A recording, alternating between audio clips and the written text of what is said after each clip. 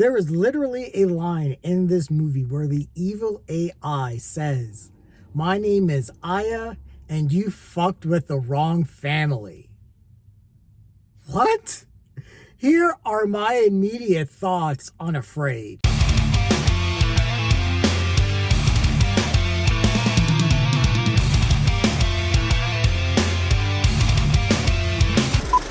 Hey everyone, this is Lenny here. So I just got out of the new Blumhouse horror film, Afraid. I guess it's more of a thriller than a straight up horror movie. But yeah, this is the, done by Blumhouse. This is written and directed by Chris Weitz and stars John Cho. And yeah, it was okay. So really just to get to the premise, John Cho plays, I think he's like a marketing expert, or he works for a marketing firm, and he's been selected to test out this new AI smart home model named Aya. And basically, Aya comes in and it seems like everything is cool. She helps out with the kids, she helps out with the bills and everything like that. But then she gets really overprotective and things start to go horribly wrong and things just really begin to unravel. So with Blumhouse, I mean, it's a crapshoot. They'll put out something like Megan, which was fucking awesome, or Malignant, which I really did like because it's so bonkers. But then this year they had Night Swim and Imaginary, and both of those movies were absolutely atrocious. So is this, one of those movies? This is kind of more, I would say, kind of in the middle.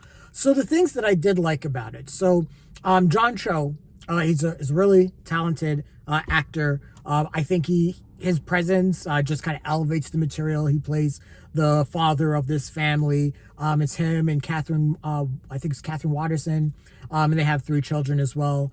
And I did like the family dynamic. They felt like a real family. Someone, who has nephews and nieces and spends time with them.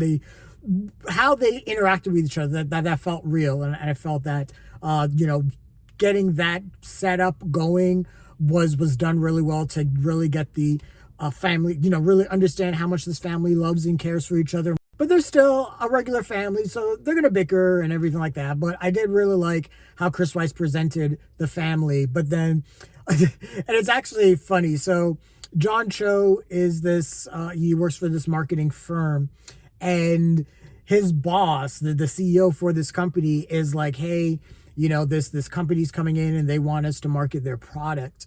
And let me just say, the first really big surprise, David fucking Dastmalchian from Late Night with the Devil makes an appearance in this movie. And I'm like, what the fuck are you doing in this? So seeing him was actually really cool, especially with the year that he is having, especially with Late Night with the Devil. So seeing him in this was just kind of like just crazy. I didn't expect that at all. But yeah, he was in this, and he plays, he works for the company that, that created Aya.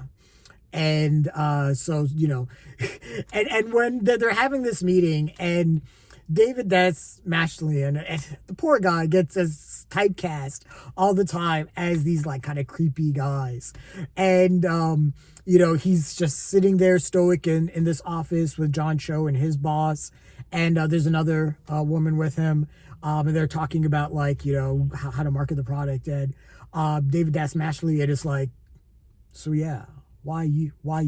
Why should we choose you? And but there's just like a whole creepiness to it. I can't do it as well as he can. But just, yeah, his presence actually stepped up the movie a little bit for me. But I'll say the other things that I like about this film, at times that there is a little bit of a creepiness. Chris Weitz does know how to shoot horror, make things look, creepy. There are a few lingering shots of unease that I would say is there.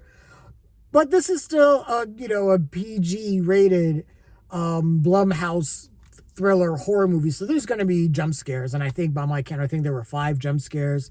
There was like a dream sequence, and you knew it was a dream sequence. You knew exactly what it was. So when that jump scare came, I was just like, whatever. And yeah, all the jump scares are pretty predictable. And that's where we start to get into some of the things that I didn't like about the movie. First, yeah, this is super predictable. I mean, this is the normal tale that we have seen in movies, for a long time about the pitfalls of technology and how evil technology is and what will happen when it evolves and we invite it into our lives and everything like that. And I said this when I did the trailer reaction for Afraid. I was like, we created technology, and if it ends up turning on ourselves, it's our own damn fault because we programmed it to do that.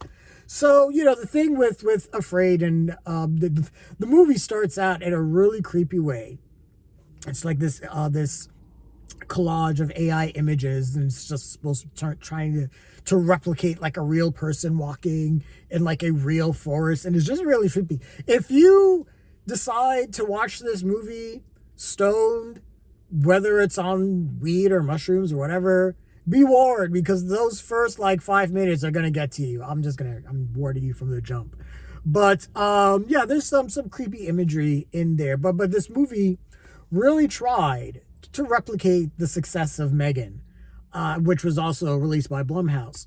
And you could really see that because it followed a lot of the same beats with Megan. Her as this AI bot, she was really protective. That was her thing. And that's kind of the thing with Aya here. I think that, yeah, Aya is the name of the AI smart home. And it does the whole thing with, oh, we have the young son. It's going to always protect the little boy. And, it's overprotective of that. We have the younger, the middle child. And he has, he has his own stuff going on with school and friends, and Aya kind of steps in to kind of help with that. The oldest, the daughter, she runs into a whole thing with her boyfriend, this gaslighting son of a bitch, and that ends horribly. And in a way that I'm like, there should have been some repercussions, and there isn't, and there's some lingering holes in this, but this is like a cautionary tale about technology. And this is something that you would see on like Black Mirror or like, the Twilight Zone, like back in the day. So it runs the standard beats. The acting is good. Like I said, John Cho is really good. David Dastmaschlian, he's okay. Again, I like the family dynamic, but the movie itself was pretty predictable. It ran through the beats. Now there are certain things or certain elements that I did kind of enjoy. The AI does one thing that is so fucked up for Katherine Waterston's character. So Katherine Waterston, she's I think she used to be a professor or something like that, and her father is dead. And what Aya does to try to manipulate her, I was just like, wow, that is some evil shit. I'm not going to say what Aya did, but yeah. But there's this whole thing, and that's the whole thing. Aya is a gaslighting piece of AI. It tries to manipulate the family into thinking that, well, I'm here to protect you, even though, it's doing all this horrible stuff. But yeah, at the end of the day, it's just your typical Blumhouse PG movie. It doesn't have a whole lot of teeth to it. It really wasn't that scary. There are some moments that were kind of more unintentionally funny. I think it's more John Cho's boss, because he's such a greedy prick. He basically like sells John Cho down the river for that bag, man. He's hilarious. He does that, and he does it twice. He He sells this guy down the river for money, and that was actually pretty funny. I don't know if it was intended to be, but that's how it played, and I got a chuckle out of it. And there are other little moments too, things with the boyfriend. Yeah, her saying, "My name is I, and you fucked with the wrong family." I mean, like. So I'll say this. It definitely feels like this is, at times a B-level movie, and I'm thinking that at times Chris Weitz was maybe making a wink and a nod to the audience, maybe knowing that, at least that's what I'm hoping, that he knew that this movie wasn't that serious. I will say that even though the narrative plays it very straight and serious, this isn't a serious movie. I'm just gonna keep it real with you.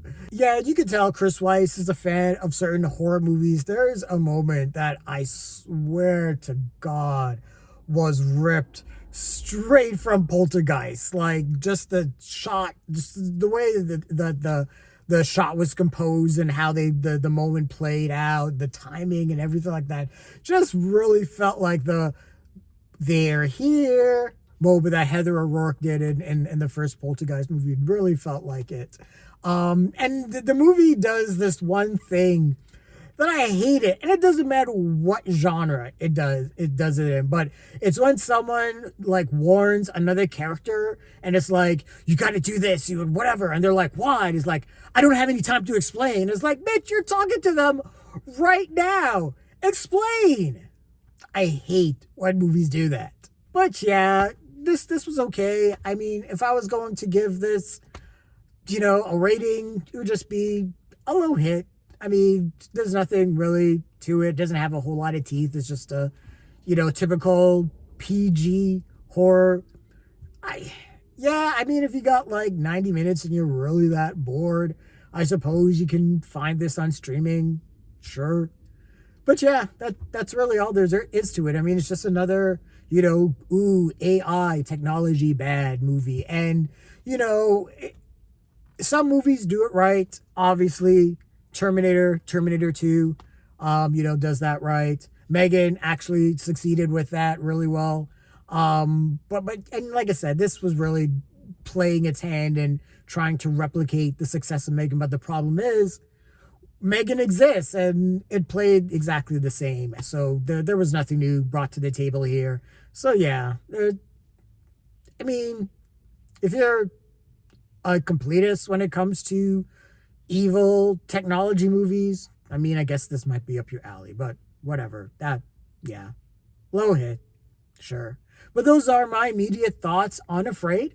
What did you guys think of the movie? Share your thoughts, leave your comments, like the video, subscribe to the channel, and don't forget to hit that bell icon so you can get notifications as well. Thanks a lot, everyone. Take care.